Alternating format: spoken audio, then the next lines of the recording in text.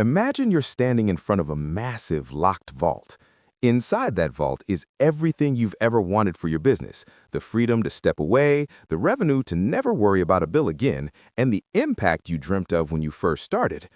You've been trying to pick the lock for years. You've tried working harder, you've tried the latest software, and you've tried hiring better people.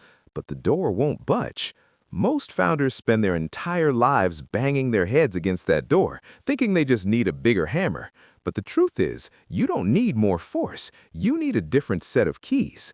After looking at hundreds of businesses in 2026, some that scaled to the moon and others that collapsed, I've realized that business problems are rarely actually business problems. They are thinking problems. We're trying to navigate a complex world using mental maps that were designed for a reality that doesn't exist anymore. Today, I'm going to give you 10 specific mental models that will allow you to solve almost any problem your business throws at you. These aren't just tips, they are ways of seeing. And once you see the world this way, you can't go back to the old, frustrated version of yourself. The first key is inversion. Most people ask, how can I make this project succeed? A true founder asks, how could I absolutely guarantee that this project fails? This sounds pessimistic, but it's the most powerful tool for clarity. I was talking to a friend who owns a high-end furniture brand. He was frustrated that his customer service was slipping. Instead of brainstorming better service, I asked him, if you wanted to ensure every customer hated us and never came back, what would you do?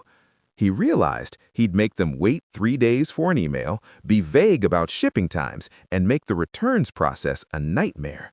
He got quiet. He realized he was already doing 2 of those 3 things. By inverting the problem, the solution becomes an obvious checklist of things to avoid. If you want to fix your life, stop looking for the secret to happiness and start identifying the things that are guaranteed to make you miserable, and then stop doing them. The second key is first principles thinking. This is about stripping a problem down to its physics.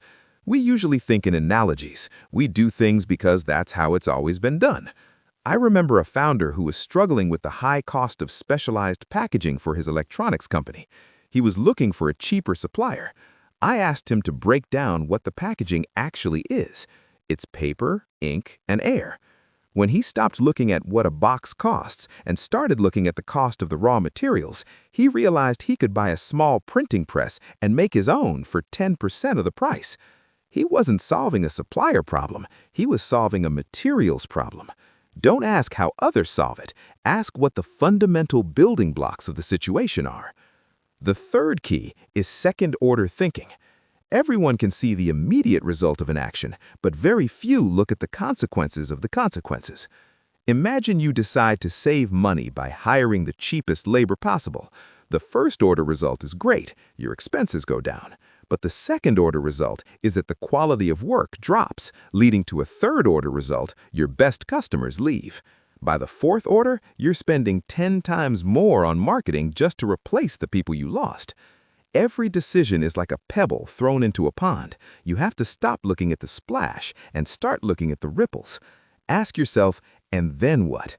If the and then what leads to a cliff, don't take the first step. The fourth key is the map is not the territory.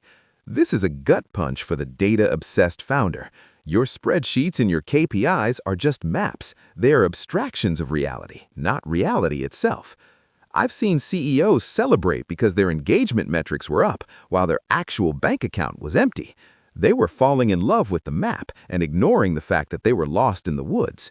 You have to be willing to throw the map away the second it contradicts the terrain. If your data says the customers are happy, but your phone is ringing with complaints, trust the phone. Stay grounded in the human reality of your business, not just the digital representation of it. If you're listening to this and you feel like you're drowning in tasks and you've lost sight of the actual ground, you need to stop and orient yourself. If you want to start fixing your business today, we've put together a free checklist specifically for founders who need to reclaim their headspace. It takes about 15 minutes to go through, but it's designed to help you save 10 or more hours a week by showing you exactly what to stop doing. You can find the link in the description below. It's the first step to becoming the architect instead of the laborer. The fifth key is the circle of competence. This is about the brutal honesty of knowing where you are a genius and where you are an idiot. Most founders fail because they think being good at product means they are also good at accounting or management. I knew a brilliant coder who started a software firm. He tried to run the sales team himself. He was miserable, and the company stayed flat for 2 years. The moment he realized sales was outside his circle of competence and hired a pro, the company tripled. You don't have to be good at everything. You just have to be world-class at one thing and smart enough to hire people to cover the rest. Know where your circle ends and never pretend you're standing inside it when you aren't. The sixth key is the theory of constraints. In every business, there is one and only one bottleneck holding everything else back. If you have a fast assembly line but a slow packaging station, making the assembly line faster won't help you ship more products. It'll just create a pile of unfinished work. Most founders waste their time optimizing things that don't matter. They're tweaking the website font when their real problem is that their lead generation is broken. You have to find the narrowest part of the funnel and put all your energy there. Once that's fixed, a new bottleneck will appear. That's the game. Stop polishing the parts of the machine that are already running fine. The seventh key is survivorship bias. We spend all our time studying the winners, the one company that made it to an IPO. But for every one of those, there are 10 companies that did the exact same thing and failed. If you only study the winners, you're getting a distorted view of reality. You're looking at the planes that returned from battle with bullet holes in the wings and saying, we should reinforce the wings. But the planes that didn't return were hit in the engines. You have to look at the failures. Talk to the people who went bust. Ask them what they wish they had known. The secrets to success are often found in the wreckage of the people who didn't make it. The eighth key is Occam's razor. When faced with two solutions, the simplest one is almost always the right one. Founders love complexity. We love 12-step marketing funnels and complex incentive structures. But complexity is where the bugs live. If your sales are down, it's probably not because your brand colors are off trend. It's probably because you aren't asking enough people to buy. Before you build a complex new system, try the simplest, most human solution first. Usually the answer isn't more, it's better. The ninth key is probabilistic thinking. Most people want a guarantee. They want to know a decision is 100% right. But in business, there are no certainties, only probabilities. You have to stop thinking in yes or no and start thinking in expected value. If a project has a 10% chance of making you $1 million and a 90% chance of costing you $10,000, the expected value is $90,000. It's a smart bet, even if it's likely to fail this time. You are a professional gambler. Your job is to find bets where the upside is massive and the downside is capped, and then place those bets over and over again. The 10th key is opportunity cost. This is the silent killer of great businesses.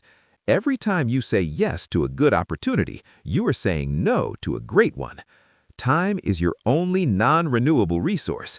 If you spend your morning on a $20 an hour task, you have just paid whatever the value of a $1,000 an hour task would have been. You aren't just losing time, you're losing the future version of your business that could have existed.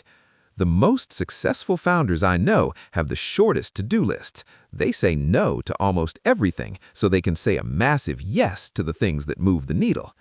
Solving business problems isn't about being the smartest person in the room. It's about having the best tools for the job. These 10 mental models allow you to cut through the emotional noise of a crisis and see the underlying structure of reality. When you change how you think, you change what you see. And when you change what you see, the vault door finally starts to swing open. Knowing these models isn't the same as living them. It takes discipline to stop reacting and start thinking. Are you ready for the complete self-running business system? We've spent years distilling these mental models and operational frameworks into what we truly believe is the best business course on the market. We don't just give you theories, we show you exactly how we build businesses that run entirely without us, step by step. You can sign up 100% free, no credit card required, and get instant access to the full course intro right now. The link is in the description, and it's also the very next video on your screen. The problems you're facing today are just puzzles waiting for the right key. You have the keys now. The only question left is whether you're brave enough to turn them. Don't let your business be a monument to your own exhaustion. I want you to go to your task list right now and cross off the one thing you've been doing just to look busy. That is your first act as an architect. Build a machine that sets you free, and I'll see you in the next video.